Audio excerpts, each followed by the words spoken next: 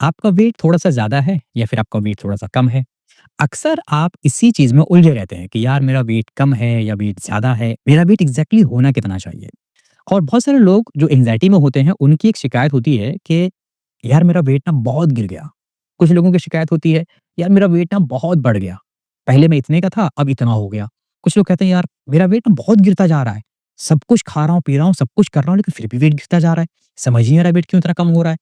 तो अब यहाँ पर हम लोग समझ लेते हैं कि एग्ज़ैक्टली आपका वेट होना कितना चाहिए और वेट एक्चुअली में गिरता क्यों है या फिर वेट एग्ज़ैक्टली बढ़ता क्यों है।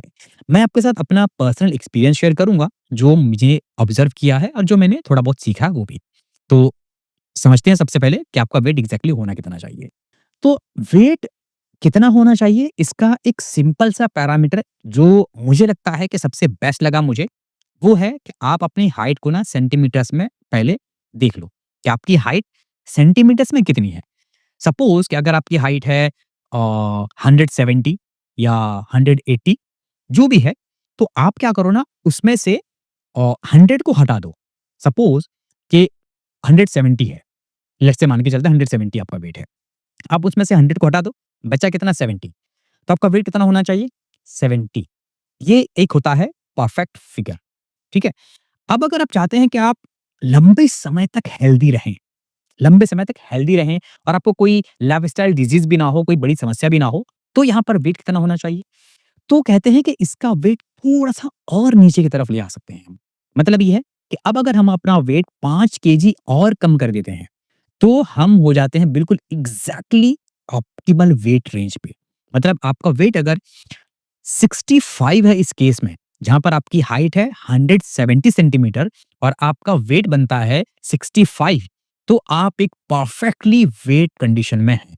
अब यहाँ पर तो पता चल गया कि वेट हमें कितना होना चाहिए हमारा। अब सवाल उठता है कि अगर मेरा वेट गिर गया है, तो क्यों गिरा? अगर बढ़ गया है, तो क्यों बढ़ा? और एंग्ज़ायटी में ऐसा अक्सर क्यों होता है? तो देखिए, एंग्ज़ायटी में 2 चीज़ें होती हैं। या तो ये कि आपका ब्रेन लगातार ना भाग रहा होता है। कभी ये थॉट, कभी वो थॉट, कभी वो थॉट, वो बहुत ज़्यादा एनर्जी कंज़्यूम करता है। बहुत ज़्यादा एनर्जी कंज़्यूम करता है। तो अगर वो एनर्जी कंज़म्पशन मोड में आ चुका है, तो आपका वहाँ पर होगा क्या कि बहुत सारी एनर्जी लॉस हो रही है, जिसकी वजह से आपका वेट कम होगा और आपका जो गट है, वो भी बहुत हद तक इफ़ेक्ट होता है एंग्ज़ायटी में कि गट में जो क्या कहते हैं उसे आपका डाइजेशन है, वो वीक हो जाता है, जिसकी वजह से सही तरीके से ना आप चीज़ों को डाइजेस्ट नहीं कर पाते और आपकी बॉडी सही तरीके से चीज़ों को ना मतलब जो न्यूट्रिएंट्स हैं, उसको सही तरीके से एब्ज़ॉर्ब नहीं कर पाती हैं। तो इसकी वजह से भी कई बार क्या होता है कि आपका वेट गिरने लगता है। और दूसरा क्या होता है कि अगर किसी का वेट बढ़ गया, तो वेट क्यों बढ़ा? वेट बढ़ने का रीज़न ये होता है कि कई बार बॉडी ना ज़रूरत से ज़्यादा कॉर्टिसोल रिलीज़ कर देती है। जब कॉर्टिसोल ज़रूरत से ज़्यादा रिलीज़ करती है, तो बॉडी कई बार ये मान लेती है कि शायद स्ट्रेस को डील करने का यही तरीका है और इसकी वजह से बॉडी किसी भी चीज़ को फैट में कन्वर्ट करने लगती है। आपने जो भी खाया उसको फैट में कन्वर्ट कर देती है। ये जब फैट में कन्वर्ट करते रहती है, तो उसकी वजह से आपका वेट बढ़ने लगता है।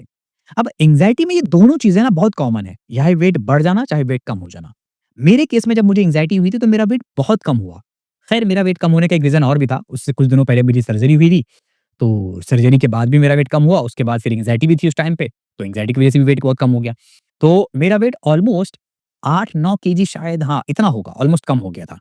अगर देखा जाए रफली तो 10 केजी कह सकते हैं, लेकिन 10 केजी नहीं मुझे लग रहा है कि एग्ज़ैक्टली अगर 8-9 केजी के आस-पास था शायद मेरा, क्योंकि उससे पहले मैंने एक्सरसाइज़ वगैरह शुरू करी थी तो मेरा 63 था पहले और फिर जब वेट थोड़ा कम हुआ था तो हाँ, मान लीजिए 8-9 केजी मेरा वेट ऑलमोस्ट कम हुआ।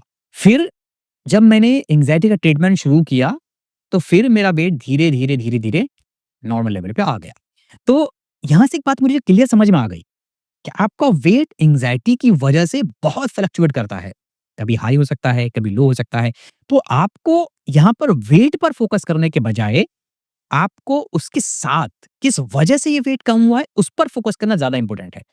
कुछ लोगों को क्या लगता है ना कि मेरा वेट क्यों कम हुआ है, वो वेट पर फ़ोकस करते हैं। कभी खाने पे फ़ोकस कर लेंगे, डाइट बढ़ा लेंगे, कभी डाइट कम कर लेंगे। लेकिन क्यों हुआ है कम, उस पर फ़ोकस नहीं करते। बहुत से लोगों को शिकायत होती है कि यार मेरा वेट कभी कम ही नहीं होता, मेरा वेट हमेशा बढ़ा रहता है। और कई लोगों को देखें कि वेट बढ़ने का रीज़न क्या होता है, किसी को थायराइड है, वेट बढ़ा हुआ है। किसी को वेट कम हुआ है, उसको लग रहा है कि वेट बहुत कम हो रहा है, खा रहा पी रहा सही, लेकिन उसको शुगर है, वेट कम हो रहा है। तो एग्ज़ैक्टली वो पहले पता करे कि उसको हुआ क्या है? क्योंकि कई बार क्या होता है ना, कई सारी बीमारियों की वजह से आपका वेट फ्लक्चुएट करता है और आपको लगता है कि यार इस वजह से वेट बढ़ रहा होगा। तो आ जाते हैं दूसरी चीज़ पे। तो आप पहले ये देखो कि वेट बढ़ने का एग्ज़ैक्टली रीज़न क्या है?